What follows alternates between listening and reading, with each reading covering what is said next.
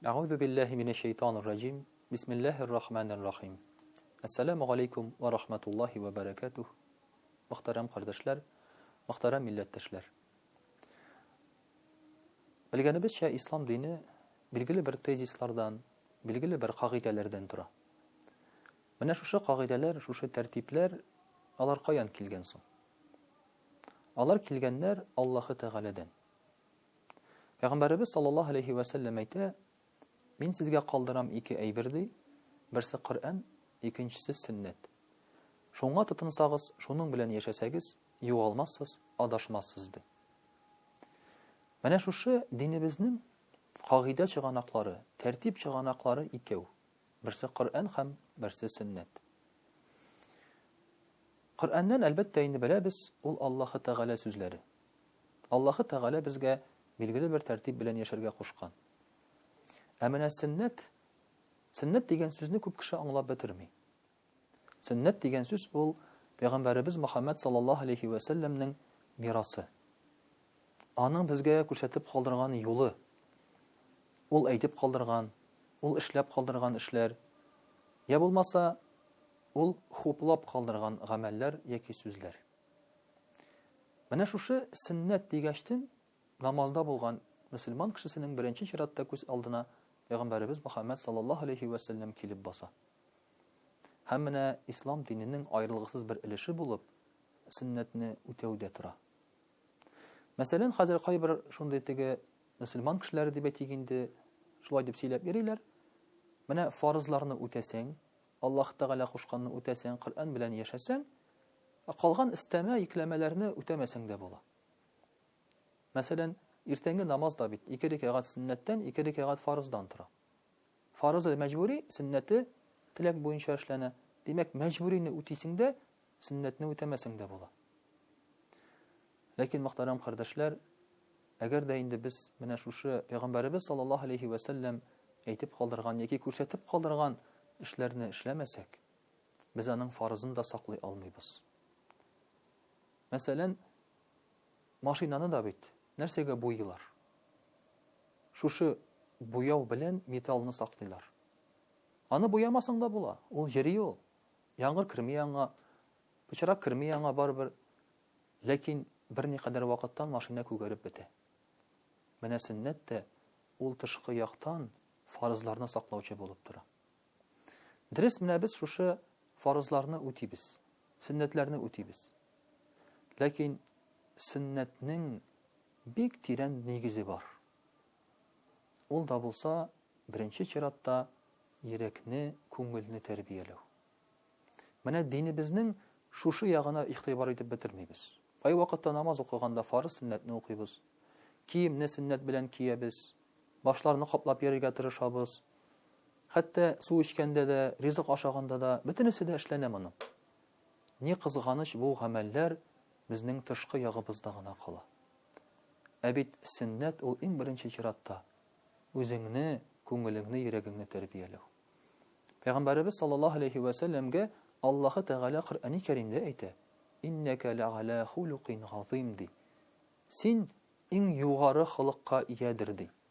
Peygamberimiz sallallahu aleyhi ve sellem özü aytdy: "İnni bughithtu li utammima makarimal ahlaq." Allah Teala meni jiberdi kişinin ahlagyn, yani özüniň tutuşyn kamilleştirir içindi. Min şunun için kildim.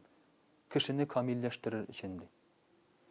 Kızganışa karşı din hazır bizge dünyada rahat yaşaw çyganagy bolup gana tura. Namaz okuýbuz eken akçabız arta. Zina kılmaýbız eken selamet bolabız. Halal rizik aşypyz eken awurmaýbız. Ýagny dinni şulay anlawçylar köpeýdi. Lakin bir dinniň tip maksatı ol dünyada matur yaşaw tugul. Dünyada diriz yaşaw. Hem iň mühimi ahiret gymrine, ahiret turmuşyna yöneliş tutu. Amanyň için köngüliňni, ýeregiňni, näfisiňni terbiyelemişe bolmaý. Çünki eger de biz mal jýabız eken, ol malga bir kaçında bolsa başka kişi hoja bolar. Eger biz töre bolup işleýbiz eken, bizden soň başka töre kile. Bu dünýäge eýbir birgine de bir wagtda da bizniňge meňgilikke berilmegen. Әмма күңел халәте, әхлагыбыз, менә шушы эчке чисталыгыбыз, менә шушыңа карап Аллаһ Тәгалә безне бәяли. Чөнки Коръәни Кәримдә дә Пәйгамбәрбез саллаллаһу алейхи ва сәлләм дә әйтә, Аллаһ Тәгалә сезнең йөзегезгә, халәтегезгә карамый, карый йөрәгегезгә ди. Ә менә йөрәк халәте ул инде үзеңнең нәфесеңне җиңгү белән билгеләнә. Пәйгамбәрбез саллаллаһу алейхи ва сәлләм бит шушы зур сугышларның берсендә җиңгәннән соң әйтә, без дә кечкенә сугышта җиңдек, ә хәзер зур сугышта җиңәргә кирәк ди. Сахабалар инде гаҗәпләнеп, нинди зур сугыш соң ул, моннан да зуррагы бармы соң дигәч, Пәйгамбәрбез саллаллаһу алейхи ва сәлләм әйтә, нәфесне җиңү ди. Шуннан да бик авыр нәфес белән яшәмәү.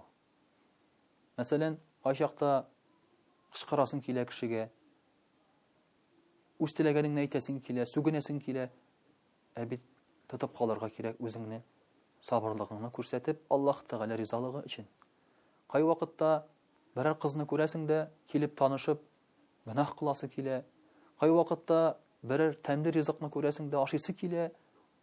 Әмма күреп торасың, монсы хәрам икәнне һәм шул вакытта үзеңнең нәфесеңгә һәм теләгеңгә каршы чыгарга туры килә. Менә хәзер дә бит кешеләр үзләренең нәфесенә иярәләр. Мәсәлән, теле икән, бу кеше белән яши, теләсә бу кеше белән яши, теләсә 50 ел яшәгәннән соң да аерыла. Ни өчен? Шулай тели ул. Аның башка аңлатмасы юк. Теләсә чүпне монда ташлый, теләсә монда текерә, теләсә бу кеше белән исәнләшә, теләмәсә юк. Ягъни теләгән эше белән, теләгән юлы белән яши. Ягъни үзенең инстинктларына, нәфесенә иярә. Ә бит сөннәт юлы ул нәфесеңгә, үзеңнең шушы инстинктларга ияреп яшәү түгел. Сөннәт юлы ул аларга каршы тора белү, үзеңне тәрбияләү. Менә инде шушы үз халәтеңне җиңгәсең икән, үзеңнең нәфесеңне җиңгәсең икән, шул вакытта син дини кеше буласың. Аллаһ Тәгалә дә Коръәни Кәримдә әйтә бит: "Инна салата танха анил фахшаи вал мункар". Намаз пычраклыктан, фәхешлектән тыя ди. Ягъни намазның тәэсире ул кешенең йөрәгенә үтеп кирип, аның хылкын үзгәртә һәм кеше пычраклык, фәхешлек кылмый башлый. Бу әйберләргә тартылмый башлый. Ә без бит күреп торабыз, намаз укыган кешеләрдә начарлык, гынах кылырга мөмкиннәр. Үзләренең нәфсенә иярергә мөмкиннәр. Хәтта мөселман кешеләре бар, нәфсенә ияреп икенче хатын ала. Сөннәт дип түгел, Коръән кушкан дип түгел. Коръәндә шартларын карап тормыйча, ягъни үз теләгенә иярә ул. Үз нәфсенә иярә. Менә бу мисалларны күп китерергә булыр иде. Иң мөһиме, мөхтәрәм кардәшләр, менә шушы нәфескә ияреп, аны дин белән акламаска. Ә диннең үзен күреп, чисталыгын күреп, Пәйгамбәрбез саллаллаһу алейхи ва сәлләм тоткан юлын күреп, үзеңне дөрес итеп тотарга. Пәйгамбәрбез саллаллаһу алейхи ва сәлләм Аллаһ Тәгалә ризалыгы өчен эшләгән, нәфес ризалыгы өчен түгел. Шуңа күрә күп дошманнарын гафу иткән. Үч алмаган бер вакытта, кешегә кул күтәрмәгән, кешегә тавыш күтәрмәгән. Чөнки ул үзенең нәфесен җиңгән, баскан кеше булган. Менә шушы юл безнең өчен тип үрнәк, тип сөннәт булса иде. Вассаламу алейкум ва рахматуллаһи ва баракатуһ.